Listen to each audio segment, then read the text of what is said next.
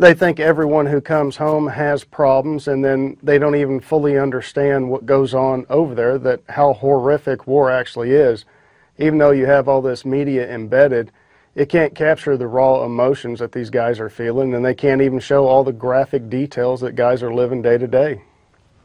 Chris Kyle, back in 2012, talking with our own John Bachman.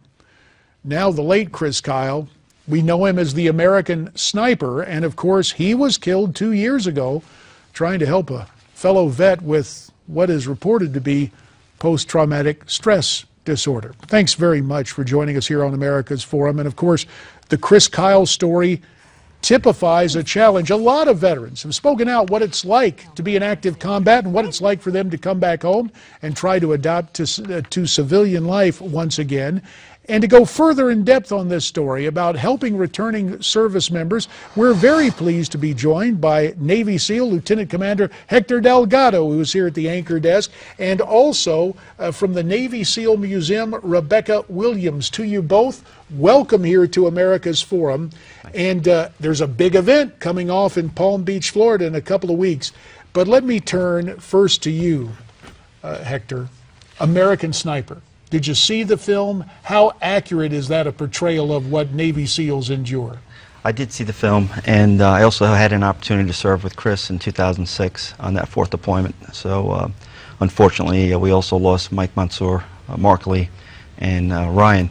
So for the most part, although I'm not a fan of books or movies too much when it comes to the Navy SEALs, I'd rather stay back in the shadows. But it was fairly accurate, and unfortunately, Chris is no longer with us. Mindful of that, and the whole notion that SEAL Team 6 and naming these teams, is that, does that put SEALs in greater danger? I think it does. I think because of the, I believe because of the successes and the tragedies, the SEALs and the name is out there, and what we need to do from the museum and from the foundation is continue to preserve the legacy, help memorialize the fallen, and help the families, and leave those guys doing their work in their capacity, in a secret capacity. Fair enough. We will do that, mindful of the contributions you have made, Hector. Let's turn to Rebecca Williams, friend of the SEALs. Friend of the SEALs, Tell us what's coming off. Well, we're having our second event in Palm Beach to pay tribute to the SEALs and to benefit the Navy SEAL Foundation and the Navy SEAL Museum, which is in Fort Pierce, Florida. And it started, I guess, in 2012 when I was told that one of the last code words that they used going into the bin Laden compound, guys always laugh at me when I tell them this, but that's how it started, was Palm Beach.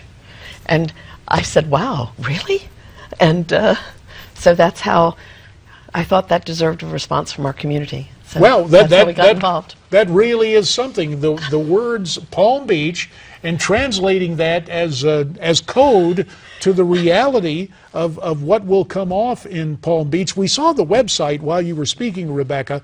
What do you try to do at the Mar-a-lago Club in Palm Beach, and how can we enlarge this? How can others help if they may want to check out your website? Oh, wow, absolutely. We are actually sold out at this point, wow. But we would so love... So people need to help via the internet. But we would love any donations that anyone would want to give. I believe that you can find your way in the website, and if you can't, I believe there's a number there that you can call. So please, we do support and honor and pay tribute to what I consider one of the best and most courageous fighting forces that we've ever had in our country. And I really feel that they are deserving of our support. So we would love it if you would support us. Mindful of that and appreciative of that, let me turn to Hector again. Hector, you said something a minute ago about how you're skeptical of books and movies. So in your own words, and I realize this is somewhat of a challenge, but you've been there. You've been in the heat of battle in special operations with the SEALs.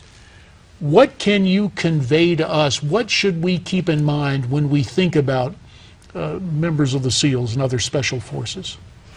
Well, it's very important that we understand when we hear Navy SEALs, there's a key word there, it's team. It's not only the SEALs. The SEALs are the tip of the iceberg, Green Berets, all the Tier 1, Tier 3 elements, but there's a component of support there that really doesn't get recognized, and we can't do our job unless the support folks that fix our equipment, logistics, all that's an integral part of the team, and when we honor our SEALs, we honor them as well.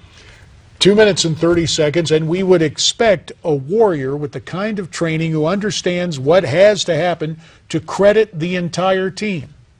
But to the team at the tip of the spear, actually involved in these special operations, can you give us the essence of what you remember from your tours and what enduring lessons are there?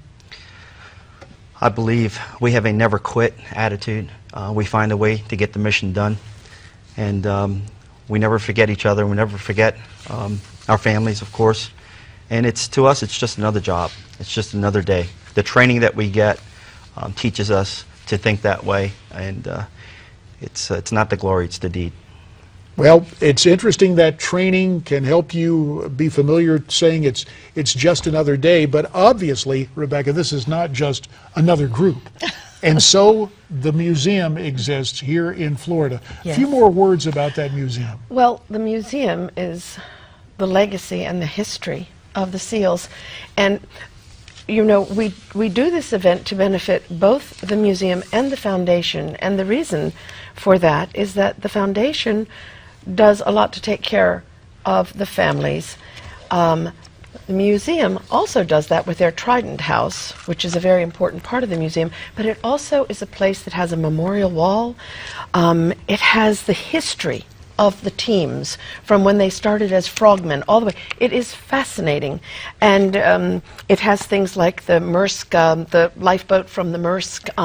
So Alabama. Really anything you needed to see about the SEALs, you could see at that museum. Anything Great. You needed to see or wanted to learn is right there. And there is a chance for people to learn more about the event. The website again, NavySealEveningOfTribute.com, and your reminder that you can read the whole story of Chris Kyle, the most lethal sniper in American history, by going to newsmax.com/sniper. Hector, we thank you very much for your time and your service. And Rebecca, we really appreciate you joining us as well. Unfortunately, that four-letter word time is in the way. We have to step aside now for an update. Here's your coin, sir.